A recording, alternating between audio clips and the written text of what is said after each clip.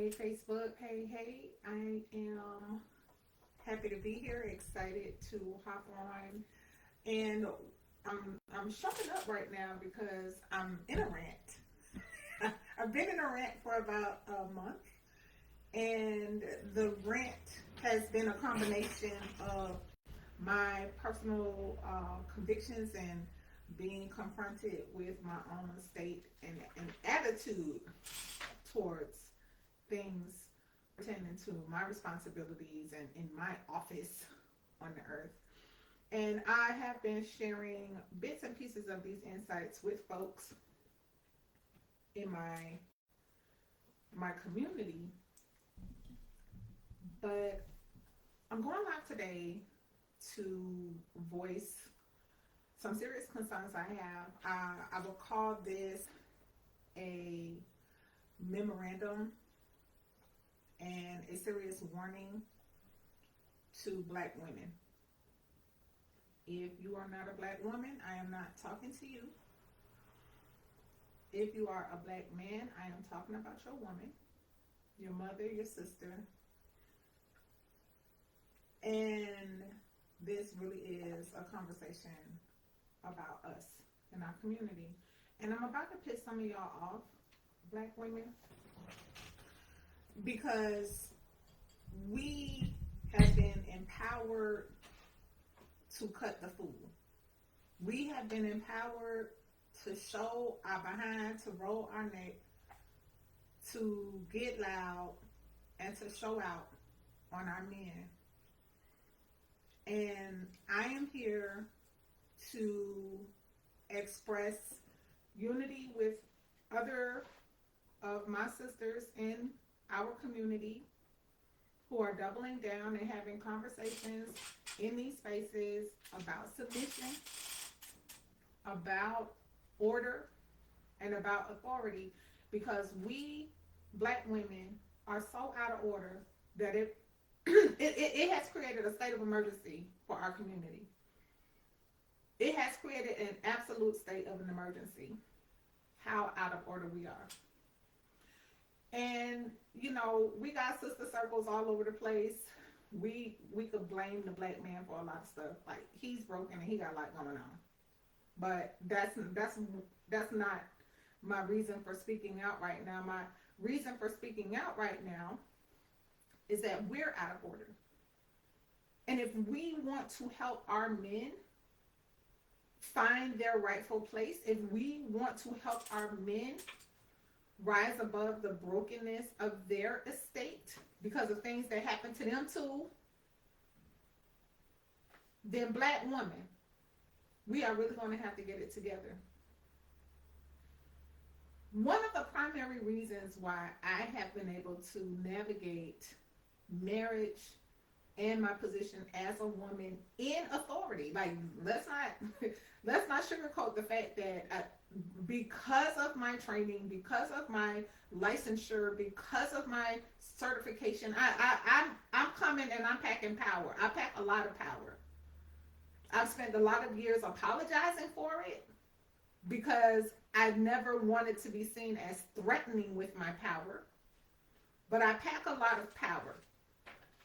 And in order to navigate life with men and within male authority, one of the biggest restraints on how I use my power as a woman responsibly is actually a conversation I had with one of my brothers. For those of you who don't know, I came into this earth as a child with the gift of 3 brothers. Many people who know me personally and know my family are not aware that the brother who was closest to me, who passed away, was not my only brother. I have 2 other brothers. And it was a conversation with the middle one, who is older than I am. Years ago, we were speaking because he's a high value man, right? Hello, shalom, and welcome in, sister. I hope I'm saying your name right, Cyprunia. Welcome in. Thank you for joining me. This is a rant. It's unscripted. I don't have study notes or anything. I'm going in on the sisters right now because I feel such a strong burden to warn us about how we're moving with our men. So I was talking to my brother. My brother is what social media would consider a high value man. He's good looking, he makes money, he takes care of his body, he has no children. He he is the total package of a man. Intelligent, total package. And he was very, very close to becoming a passport bro, right? And I didn't realize that passport bros was even a thing. Y'all, I've been married, we're going on 16 years this year. You know, I've been out of the game for 18 years. I don't know what's going on out here in these dating streets, and I really don't want to know. It sounds like a living nightmare for people who are out here looking to marry, looking to connect with a life partner. I'm thankful that I'm not out here with y'all, but my brother has been out here. And this conversation we had several years ago, I was advocating for black women. Because I was hearing my brother giving up on us. Y'all, like, this is my brother. Like, dude, like, your mom look like me. You know what I mean? Like, the women you talking about look like me. Like, don't throw us away. Don't throw us away. And I know that what I was saying hit him in a place where he felt my concern for him giving up on us because he loves black women. He finds black women as beautiful. But he said to me in that moment while I was advocating for us, like, look, I'm out here taking one for the team trying to get my brother not to go to Thailand, y'all. And here's what he said that completely changed my attitude and how I move with my husband and with my brothers out here in the community.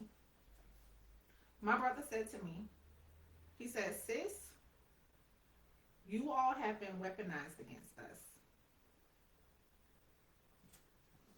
Y'all can hear my heart. You can hear my heart shatter for 5 miles. My heart was broken to hear my brother saying, I'm not giving up on y'all because y'all aren't good enough. Giving up on y'all because you've been turned into a weapon against us. I want to say this conversation with my brother, man, at this point, it's almost 10 years ago. Just about 10 years ago.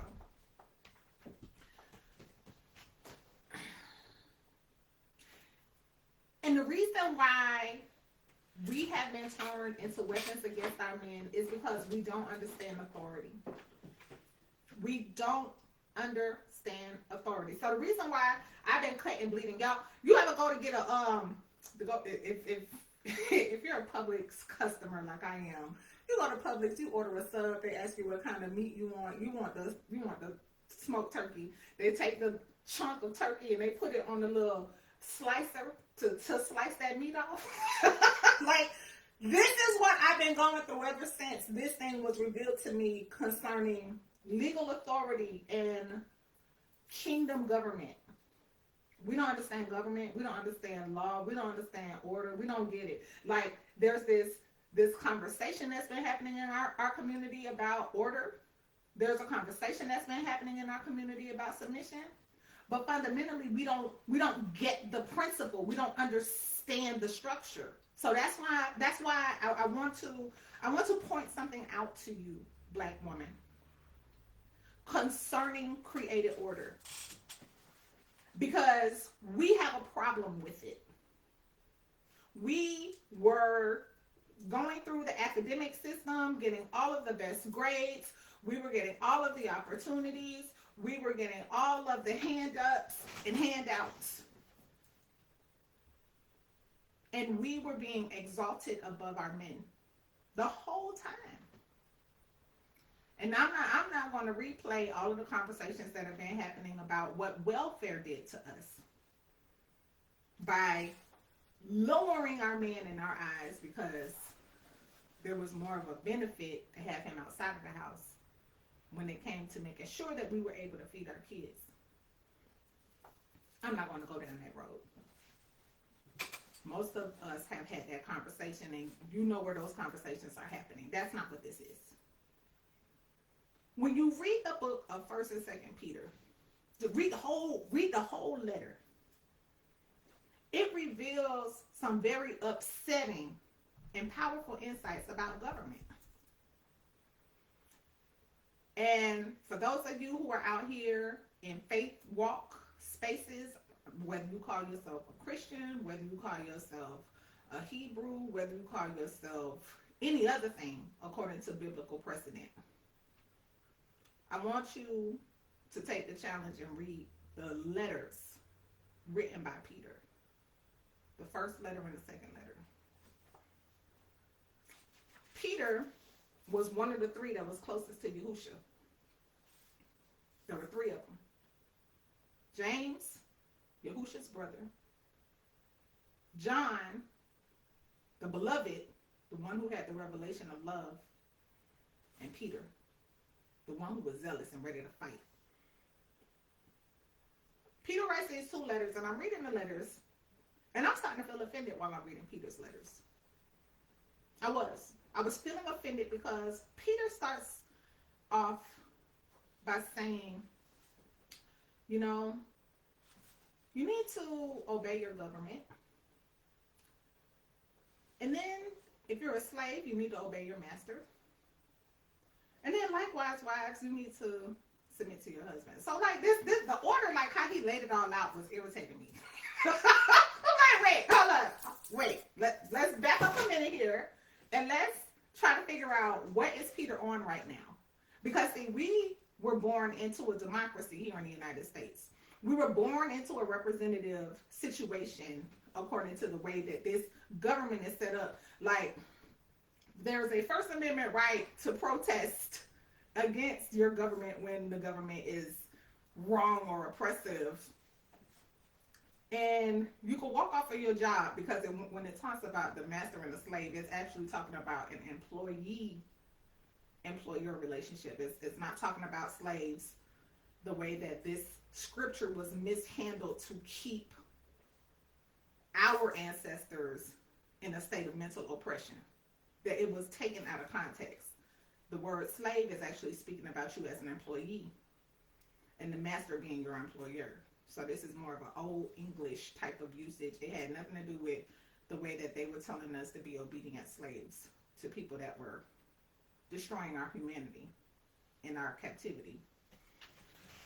But anyway, it was the order of how Peter was laying it out that it was bringing to my awareness that, okay, so Peter is talking about government here. Peter is talking about order. Peter is talking about structure. But it was pissing me off that right after he talks about being submissive or obedient to your employer, even if your employer is cruel, that's when I had a whole problem. Y'all, my practice, my conditioning, my thinking is that if you're going to give me a rule of law, I need to understand what the exception is. Like, Peter is giving an instruction and a commandment without an exception. And it was pissing me off that when it came to the point where he talked about women likewise be submissive to your husband, he gave us no exception. He gave us no exception. What if I'm smarter than my husband? What if I'm right and what if he's wrong? What if I make more money than he does? What if I'm the one making the best decision for the kids? What if I'm the one that's more equipped in this particular area than he is? What if he's a pure fool? I'm reading Peter's letter. And I'm reading Peter's letter. And Peter provides no exception to the governmental structure of creation with respect to our attitude towards authority. So that was like day 1 through 3 as I'm going through Peter. And I'm recognizing I have an attitude. Like, I actually have an attitude with what the scripture is saying. Which is telling me that my problem is with me. My problem is with my attitude. And there's something else here that I'm not understanding why I got an attitude when I'm reading this. So I'm riding out with Peter. chapter by chapter, day by day, one chapter at a time, really just doing some, practicing some introspection and really like, okay, Father, there's something I'm not understanding here. Because I have an attitude with Peter. I get to the second book of Peter, the second letter. And Peter takes a deeper dive for us to understand that we don't even understand. Y'all know how the scripture says that the thoughts of the Most High are higher than our thoughts. Like our thoughts are not like his thoughts. And our ways are not like his ways. Like the scripture says that, and it establishes that there is a realm of understanding beyond our understanding. Well, when you read the second book of Peter, this is where he really starts going in. Particularly in the second chapter. Read that second chapter. Read Peter 2 and 2. 2 Peter 2. Read that. Because Peter then says something that was so chilling that my flesh, I'm on the meat slicer. I'm talking about I didn't know. I didn't get it. None of us knew. Peter says this.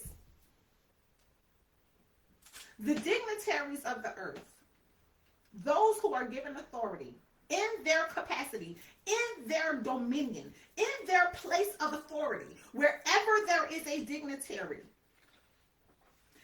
their authority is. It doesn't say their authority is as long as. It does not say their authority is if. It does not say their authority is except. It says their authority is. And then he says this, which tore me up because I never seen it before. I never heard it taught, never heard it preached, never.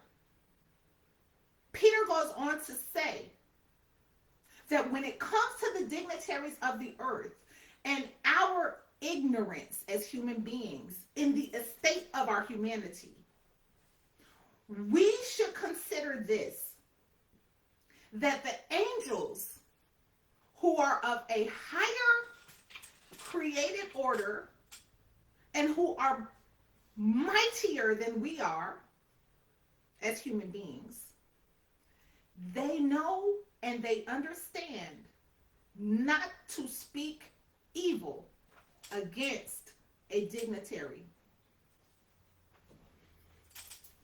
I'm reading this thing. I'm reading it. I'm going back, I'm reading it, I'm like, wait.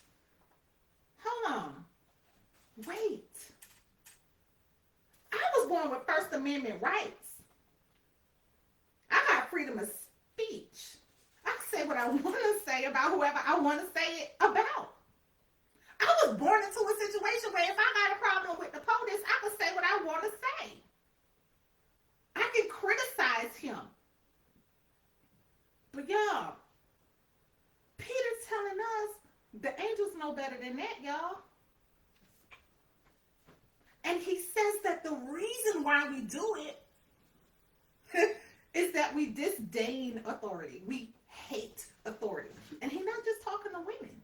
He's talking to everybody because there's so many orders of authority. I'm going to be teaching this and kind of taking a deeper dive into it specifically. I got study notes for that piece of it. And we'll be doing that at the Law for Love living room. I'm not going to do it here. I'm summarizing the insight.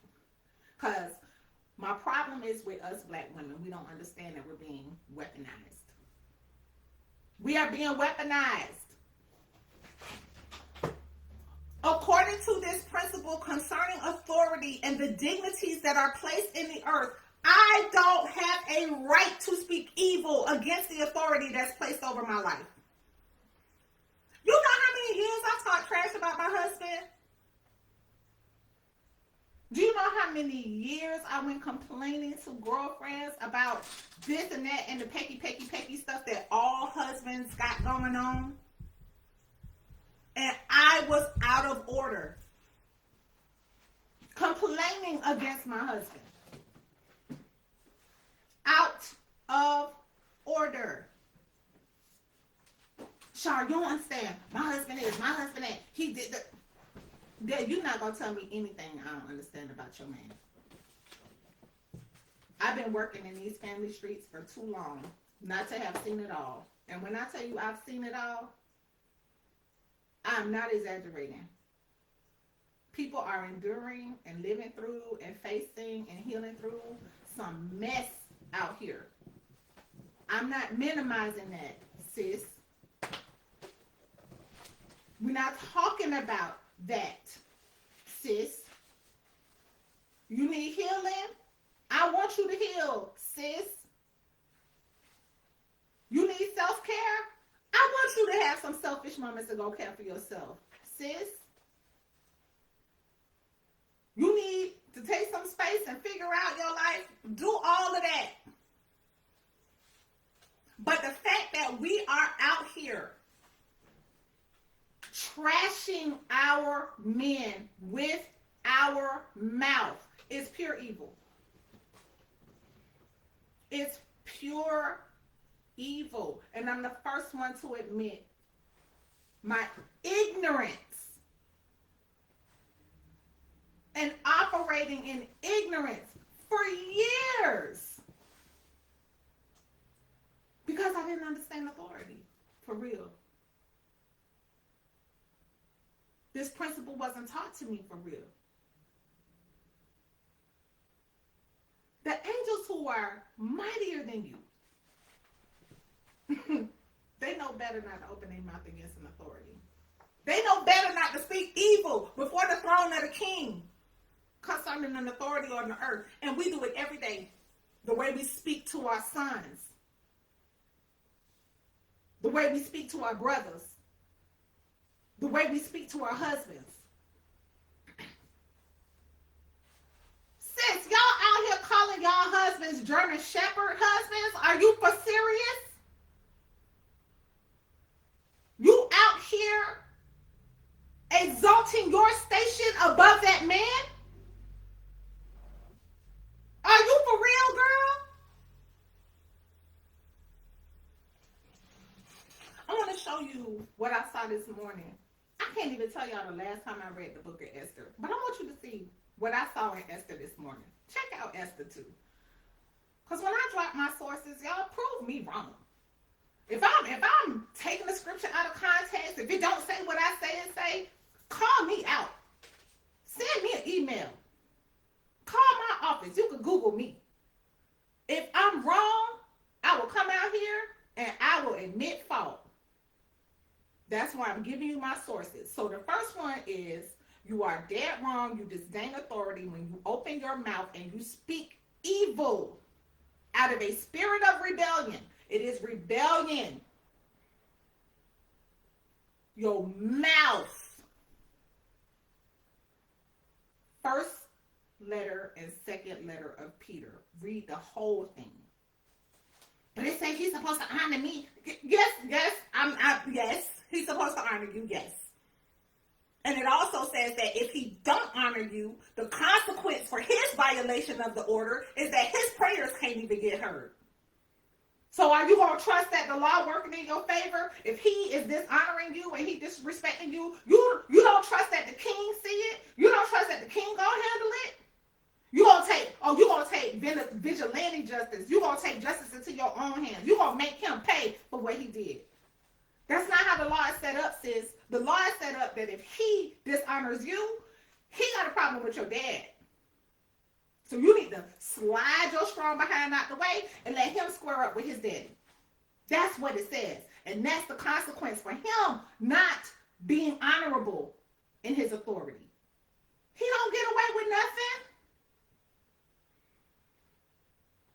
But you out of order when you running your mouth about it. So, Esther, which is what got me heated right now. I'm reading this thing. The book starts off with 7 days of partying. The king is in a good mood. Everybody eat, drink, and be merry. For 7 days. The king of Persia is throwing a party. His wife was also throwing a party. The queen, Vashti. She girls was having a own little situation. Now, what's interesting, when you read about Vashti's party, it says that Vashti held her party inside of the palace that belonged to the king. The palace belongs to the king, baby. Yeah, you got servants, you got food, you got drink, you dress to the T, all of that. But all of the resources that you were having fun with, all of these benefits that you were using, they all belong to him. This is his dominion. He's the king of Persia, the emperor over vast territories. He it, baby. You using his resources. And see, this is the other thing, black girls. I'm the one that pay the bills. I'm the one that work. I already get it. I know.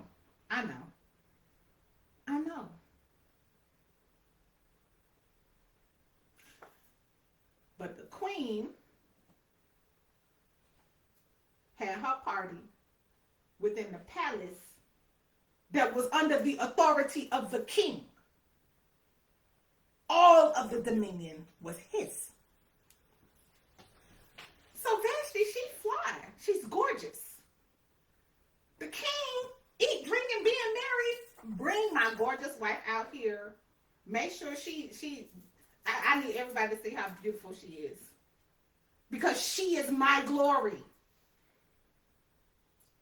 He sends for his queen. And she refused. Y'all, I don't know what Vashti was on like. Maybe he hurt her feelings the night before. I don't know. Maybe she saw him with, one of the little servant girls booed up while he had a little bit too much to drink. I don't know, y'all. We get mad. We stay mad with our husbands sometimes. And for good reason, because they do stuff that hurt us. They do. They mess up. They're human. Vashti got an attitude. Vashti rebelled against her husband's command, because at that point, when the king called for the queen, he, as an officer of the kingdom, as the head official of the kingdom, was calling for the queen in her official capacity as a governmental officer.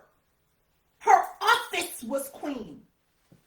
What me and you got going on from last night that you was mad about, that's this husband and wife thing that we need to work out. But in your office as queen, I am calling upon you and your duty to this entire empire to show up and to bring me glory. Vashti gave him a whole black girl eye roll and the hand. The king called a state of emergency. Read it, y'all. Read it and tell me that I'm wrong. He called a state of emergency. He summoned his princes, the ones who had access to his presence. This is another thing too, and this is one of the things that y'all don't understand. I advise kings. I advise dignitaries. I advise men of authority. And if you are listening and you are one of my brothers, I want you to know that your presence is a resource. Your very presence. But anyway.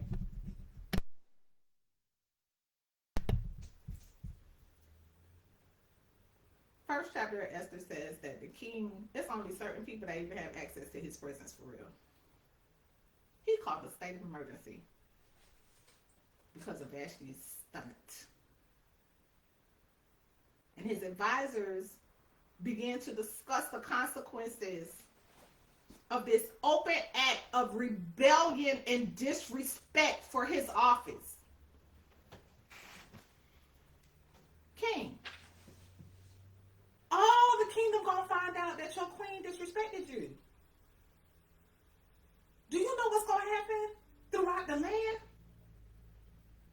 All of the women are gonna start despising their husbands. All of them. And not only are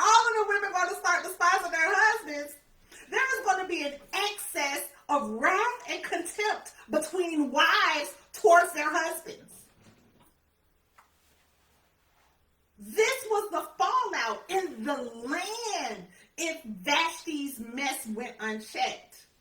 Her rebellion and her disrespect for the throne.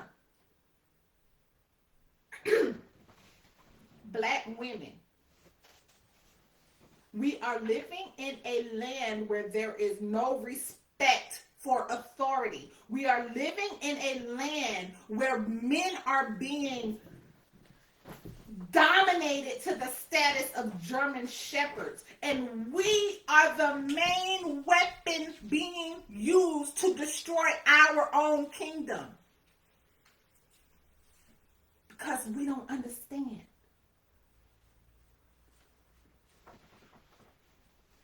It's a lot of stuff our men need to fix. It's a lot of ways they need to show up for our children. It's a lot of mess that we need to fix at the house. But that does not change our duty towards our men. If he's unlawful, then you trust the law to deal with him. If he's dishonorable, then you trust the Most High as the highest king in authority to deal with his behind. He ain't getting away with nothing. He ain't getting away with nothing, sis.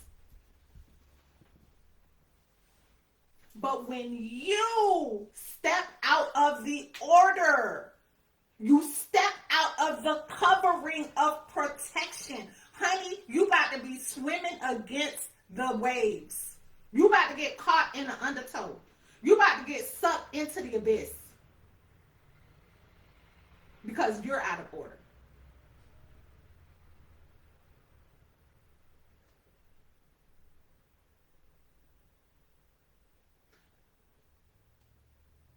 If you are married and you're hurting in your marriage, your husband not honoring you, he's not respecting you, he's not treasuring you, he's not doing right, I'm going to tell you this right now. Yelling at him, getting in his face, and threatening him with a divorce is not how he changes his heart towards you.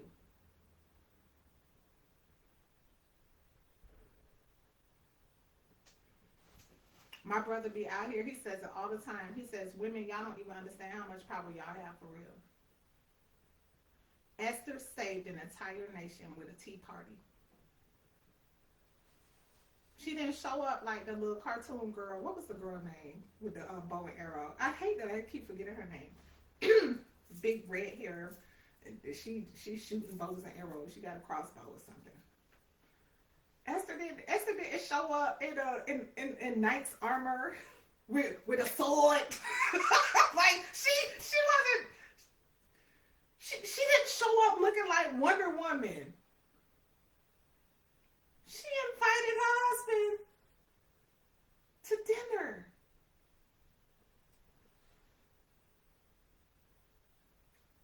Our power is not in cussing our men out.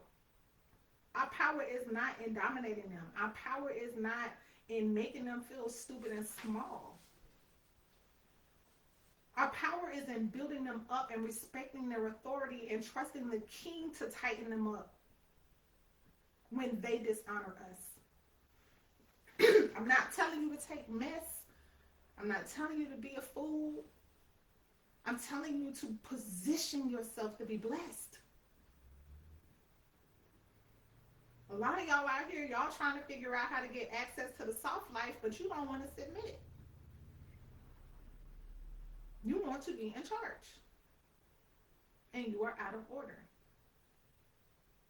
And all of this stuff that's gassing your head up about you being a boss, most of these women will not ever tell you the honest to God truth, how they regret the life that they've chosen and the insecurity they feel once they left from up under their man.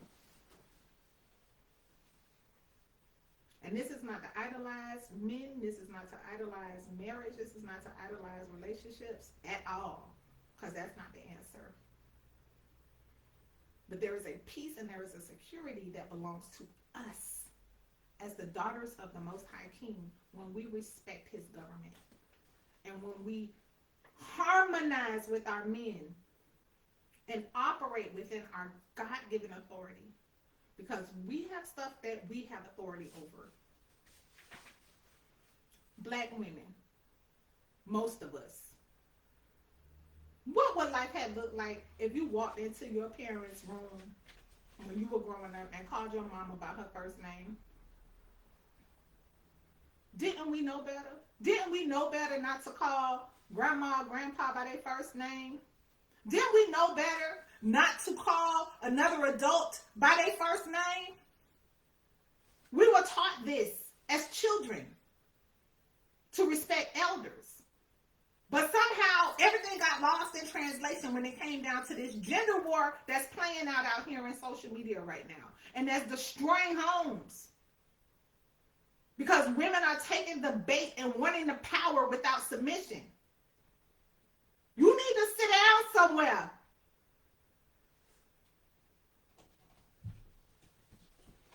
I think that's it. We have these kind of conversations in the Law for Love living room on Monday nights.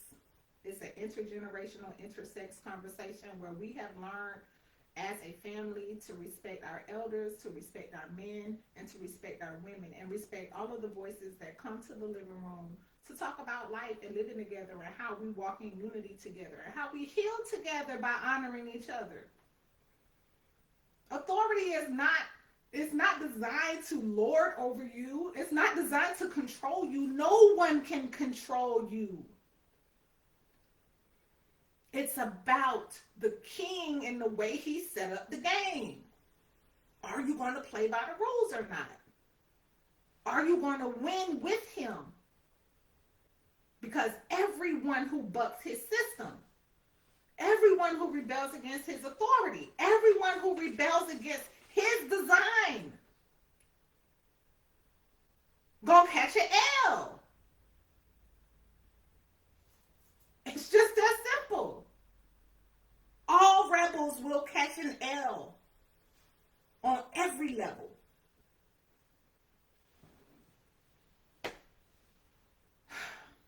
Law for Love living room. I'll drop the link in the comments on this live stream. Again, this was unplanned, unscripted. I normally like to try to put like a little ball on my hair or some kind of braid. I'm so infuriated right now that I came on without my ball or my braid. And to my brothers, I hope that you are seeing the growing number of women, married women, women who understand this, women who are living by this, women who have tapped into the truth of submission. Know that we are out here fighting with you, next to you, and on your behalf. There's more and more of us that's joining the ranks. I got yanked out of divorce law to join the ranks for our marriages and our families. We are with you. We are praying for you. We know you're not perfect, but we got you. And yes, there are some things you need to learn and understand. And I'm thankful for those among you who are rising up in the ranks and who are taking your position to teach and model out what it is that godly authority, male authority looks like. And I thank you and I appreciate you. But we need each other. We will not do this without each other. We are all we have. I love you all. Be blessed.